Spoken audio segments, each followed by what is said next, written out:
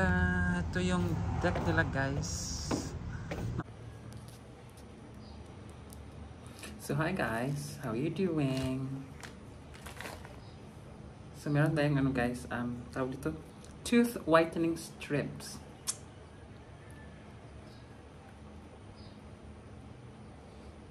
Kasi, yung coffee everyday, nakaka-affect ng tint ng ating teeth. So, kailangan din natin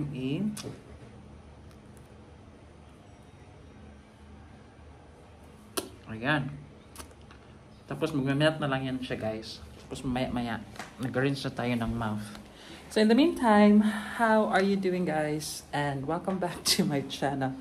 It has been more than 3 months, I think 115 days since my last vlog nung nasa Berlin kami. I have been very busy guys. Tapos, yun nga, full-time work. Basta busy lang. Wala na talagang time mag-vlog. So, ayun. Yun lang ang aking excuse. I have no time management skills. So, ayan. We are in Bali. Tapos, nandito kami sa mountainous part. As you have seen in the video. Oh, iba ng lasa. Parang mint, toothpaste. Ganon. Hindi, grabe, ang bilis ko umitim. Mas lalo ako umitim dito sa Bali. Hindi nga kami nakapag beach pa, hindi pa kami nakapag pool. Kasi pag-usapan natin ngayon guys, ang mga drama na naganap dito sa Bali since we arrived. Ayan, nag-melt na siya guys, parang lawa eh. Mga ilang minutes ba yan? German, 7 minutes. Between 5 and 7 minutes. So, ayan, pagpasensyahan nyo na kung paano ako magsalita ngayon, ha? Ayan.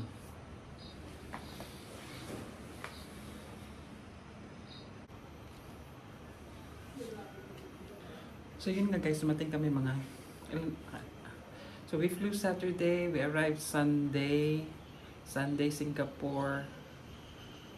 Tapos, the following day, Monday ba? Tama, Monday. Dumating kami sa Bali. Tuesday, Wednesday, andun kami sa beach. Tapos Thursday. Today's Thursday. So mga Sunday, Monday, Tuesday, Wednesday, Thursday. 5 days na pala kami dito. Grabe.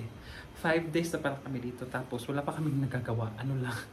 Palipat-lipat na kami. Traveling. Tapos mostly resting. Kasi yung isa nga sa mga drama namin yan guys. Palablab, nagkasakit pala. Tapos, yun nga, andun siya sa loob na natutulog. Kaya ako nagbablog dito sa labas kasi para di siya madistorbo. Tapos, ayun, di siya nakapag-breakfast kanina. Tapos, nagpaalam na lang ako sa mga waiters doon, mga waitresses doon, sa service staff na magte-take out na lang ako para kay Palablab. Tapos, they were so kind naman, tsaka very generous kasi yun nga, nagpadala sila ng 2 box. Tapos, ayun, parang take away box. Tapos sila na din yung nag-deliver kanina. So, ayun. Tsaka yung tsaa na pinalagyan ko ng ginger. So, ayun, very supportive naman sila. So, yun nga. So, hindi kami masyadong explore dito kasi 6 Palablab. Tapos, feeling weak daw siya. Hindi kami makapag-pool, hindi kami makapag-gala doon sa kanilang palayan, kanilang garden, kanilang ano doon, yung mga garden nila. So, yun nga, yung second naman na drama, na actually nung pagdating namin sa Bali, napaka-busy yung airport guys. Tapos, parang chaotic ba siya kasi pagkadating mo meron ka pang 2 documents na i-fill out. Tapos mo i-fill out yung arrival visa, magbabayad ka. Tapos ayun, meron pa silang customs na na document din. Sa ibang bansa hindi naman ganun. Tapos ang dami-daming taong pumunta sa Bali kaya napaka-busy ng airport. Tapos, ayun, since wala kaming internet, nahirapan kami sa transport. Tapos, nung nag-ask kami sa information doon sa airport, sabi nila meron man daw Grab. Nung tanong kami kung meron ba silang Grab, sabi nila meron din naman. Tapos, yun nga, wala kaming internet, so hindi kami nakapag-book. Pero, sa labas ng airport, pagkalabas-labas mo, yung parang may entrance, tapos paglabas mo din, may mga nag-aabang na mga Grab drivers. So, pagkasabi niya na ang bayad is ganito, ganyan, tapos kinalculate namin sa euro, sabi namin reasonable din naman. Tapos nagtanong kami kung how far, mga 20 to 30 minutes depending on the traffic daw. So ayun, so we were happy to take the Grab, a taxi. Tapos ayun nga, sa pagdating namin sa hotel, parang naano kami ba, parang malapit lang naman, parang hindi 30 minutes. So chinek namin sa Grab. So yung binayad namin pala guys is 10 times more kung normal Grab siya namin na book. So anyway, so yun yung na-scam nga kami. Pero siguro ganyan yung kanilang mga, anong tawag dyan, yung kanilang operation ba? Modus operandi? Tawag na. Yung kanilang operation nga na nasa-scam nila yung mga tourist. Tapos sabi niya, oh, is it your first time? Sabi ng driver, may number pa ako sa kanya. Tapos, is this your first time? Pero I mean, yes, we are so naive naman to say yes. Pero, in a way, cautious din. Tapos, sabi pa niya, oh, kung gusto niyo ng tour, kinabukasan, sabi niya, kung gusto niyo pumunta ng Ubod, doing this, and that. Sabi naman, oh, magkano naman? Sabi niya, ganitong presyo. Tapos, sabi niya, kunin yung WhatsApp number ko. Sabi pa namin, wala kaming internet, so hindi pwedeng WhatsApp. Ano na lang, meron kang calling card. Wala, WhatsApp ang kanilang gamit, guys. So, okay, di ba? WhatsApp din naman. Okay din naman yung WhatsApp. So, kaya lang, wala nga kaming internet pag wala kami sa hotel. So, ayun na nga, pagdating namin sa hotel, chinek namin, mahal din yung singil niya.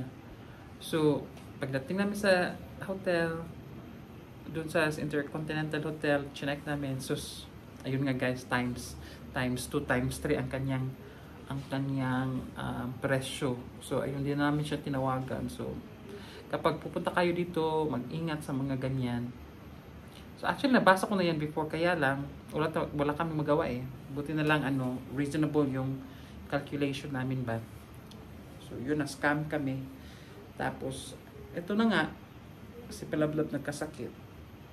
So hi guys, we are out and about. Si Palablab feeling a little bit better na. Tapos kailangan namin lumabas kasi hindi bawal lumabas.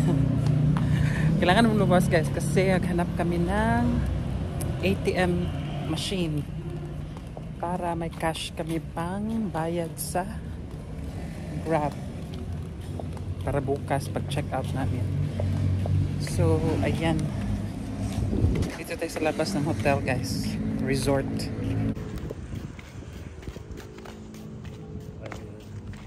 Are you feeling a little bit better? Yeah, still a little bit sick. I mean, like the throat pain is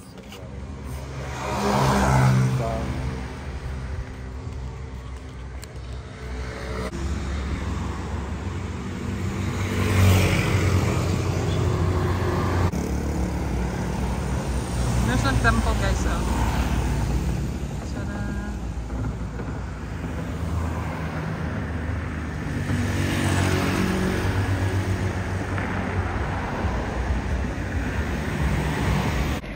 So yun guys, nakapag-withdraw kami ng pera. Do you wanna buy something here or not? You want to buy something? I don't know. What do you wanna drink? Do you wanna drink something? So buti lang guys, nakapag-withdraw kami ng pera kasi wala na kaming cash pang bayad ng Grab. No? Okay. Kasi dyan sa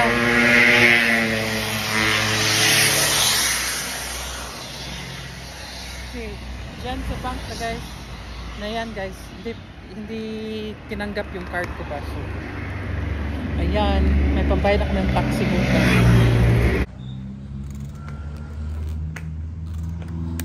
Tada! Ito yung deck nila guys, na overlooking kanilang property. No one's swimming in the pool. Oh, there's people there. Ayan guys, better view tayo guys. Kasi kahapon may ano.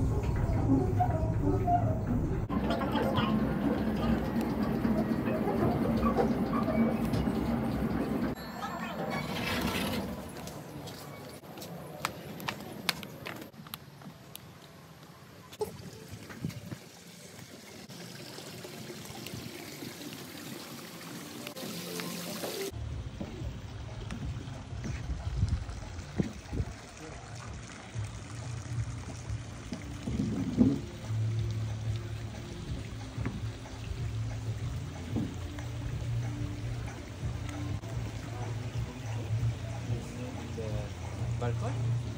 Can balcony? Or you need the chair of the table?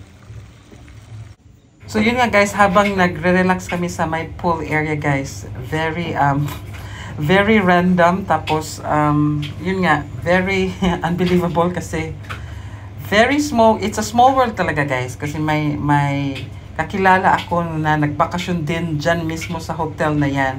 Pero hindi ko na siya na-vlog kasi nga for privacy reason. Tapos, kalaro ko pala siya ng badminton guys dito sa Netherlands. So, na-surprise talaga kaming dalawa kasi of all the places in the world, sa Bali talaga, at saka dyan pa talaga sa lugar na yan. Very random, very parang almost impossible. Tapos almost basta surprise yung dalawa. Tapos ayun,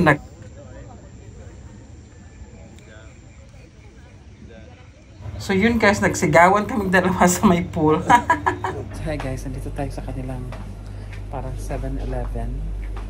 Tapos bibili kami ng snack kasi yung lunch namin parang late lunch na pa ulit. Tapos palablad na gutom. Sabi ko, sige labas tayo, bili tayo ng snacks. So here we are.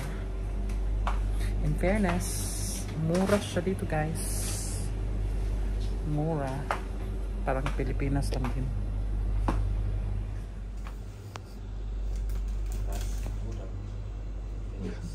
Uy, that's Philippines.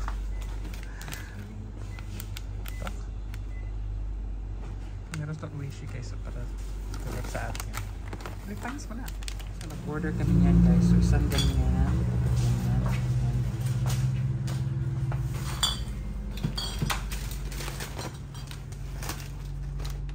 Maybe you want a shopping bag? Yes, please. Okay.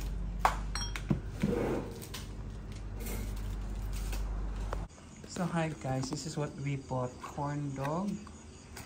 Tapos yung bapaw. Tapos ito vegetable ball. Fishbowl na, vegetable fishbowl. Tama ba yan? Vegetable fishbowl. What is that? Vegetable bowl lagi.